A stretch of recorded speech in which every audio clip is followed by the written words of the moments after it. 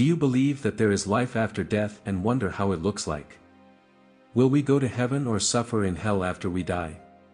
Hello everyone and welcome to our channel, where we share mind-blown near-death experiences stories all over the world.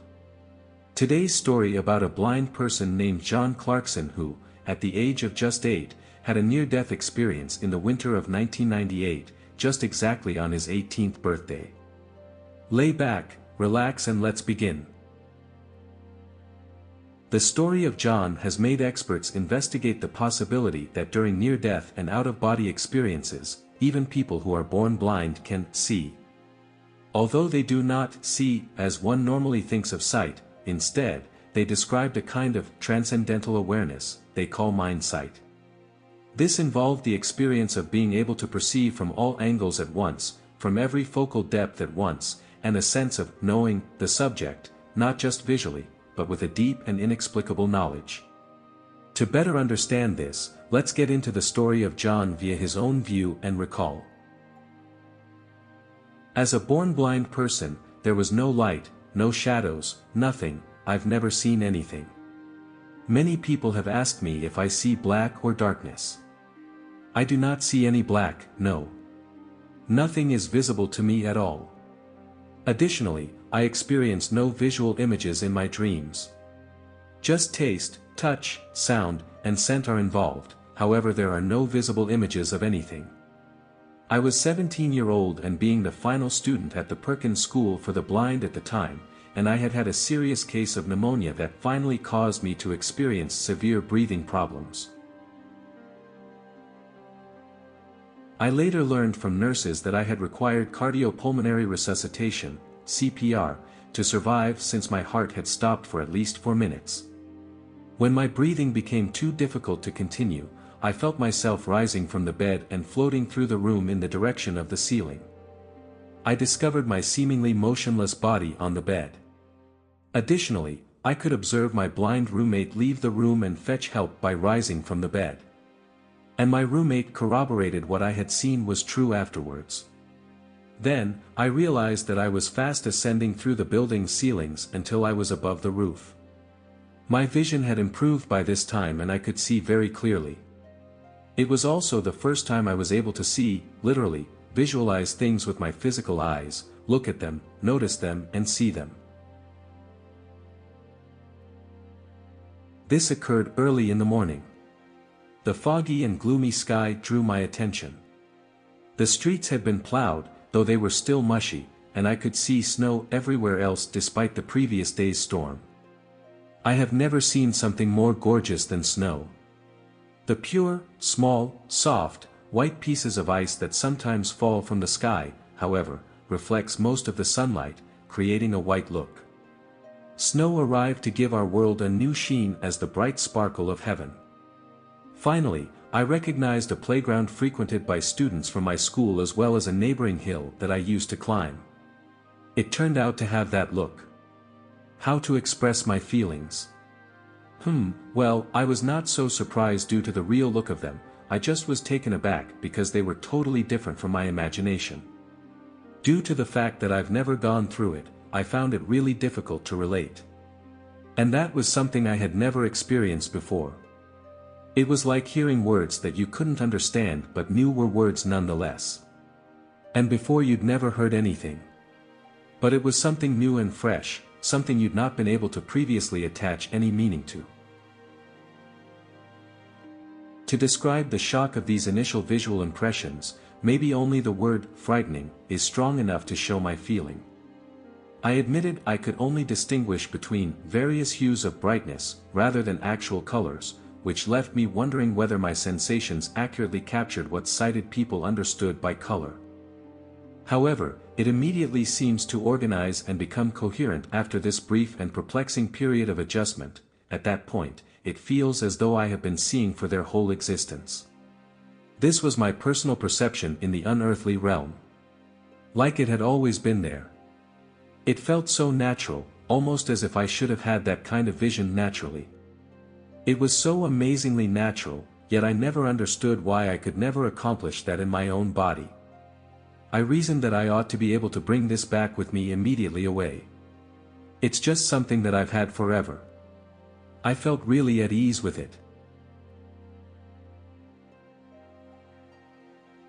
After this quickly passing section of the experience, I found myself in a tunnel and came out into a vast field that was lit by a powerful, all-encompassing passing light. Every detail was amazing. Although I was a bit perplexed at first by the experience of seeing, I could also see clearly in this area. I discovered myself on a route surrounded by tall grass and saw towering trees with enormous leaves as well. But there were no shadows to be seen. I heard some exquisite music while walking in this field that was unlike anything I had ever heard before. I arrived at and climbed a hill while moving in the direction of the sound before coming across a sparkling stone building that was so brilliant like it might be on fire. However, it wasn't hot, so I decided to go inside as my curiosity urged me to do so. Upon getting deeper into that stone structure, I noticed that the music was still playing and appeared to be glorifying God. And then, I came upon a man in this building who I didn't recognize because the man's face was obscured by the light and it was impossible for me to tell who it was or describe his appearance. But from him, an intense affection and overwhelming love was emanating. As these insights happened, I observed that a figure had appeared next to me whose brilliance was significantly larger than any other person's that I had before seen. Suddenly, I was immediately overtaken with a sensation of complete understanding during this bliss. I had a feeling like I knew everything, and like everything made sense. I simply knew that this was the location where I would discover the solutions to all of my concerns regarding life, the universe, God, and everything else. Like knowing I was in the place. Like knowing I was facing God. Then, I received a downpour of knowledge, including both scientific and mathematical information as well as the one of religious nature. My understanding of unfamiliar languages was formed and improved in a few seconds, and I was able to read documents of other languages in my mind. I did not only understand the language but also the content of those scientific documents. I was shocked and overwhelmed by everything because I had no background in science or math. My understanding of calculus and the formation of planets suddenly seemed nearly intuitive. I felt there was nothing I didn't know, yet I had no knowledge of it. However, no matter how much knowledge I gained, I could not recognize that face of God. After many tries, I realized how rude it was when looking directly and staring at other people that way, so I decided to look down at the ground beneath my feet. The gentle and warm voice of God resounded, mixing with the music to create a more melodious and gentle song. He said to me, "You are a well-behaved child. What gift do you want for this 18th birthday?" Gifts? I never thought of any gifts, and I didn't even remember that that day was my birthday. Therefore, it took me a few minutes to answer God, "Anything you give me is so precious. And I would like to receive anything you give me." God answered me, "My beloved, I will give you the most wonderful gift, that is health and wisdom. This is the greatest gift God can give you, to understand what happened in your life. To have it explained. It is the peace you have been searching for. Your life is the greatest gift. Value it and use it as an instrument to serve God. Remember what I am saying to you." And then, God gave me a little push in the opposite direction, starting a chain reaction that resulted in me being treated by 2 nurses while gasping for air in bed.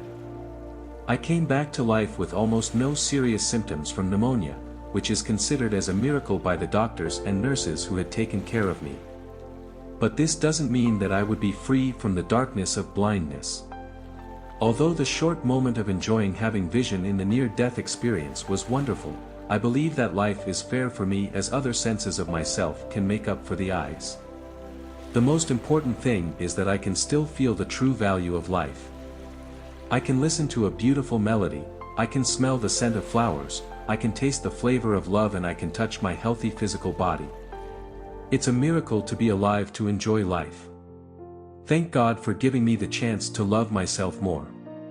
God's love is at the root of all hope, and, when we truly love someone, we will do anything for them.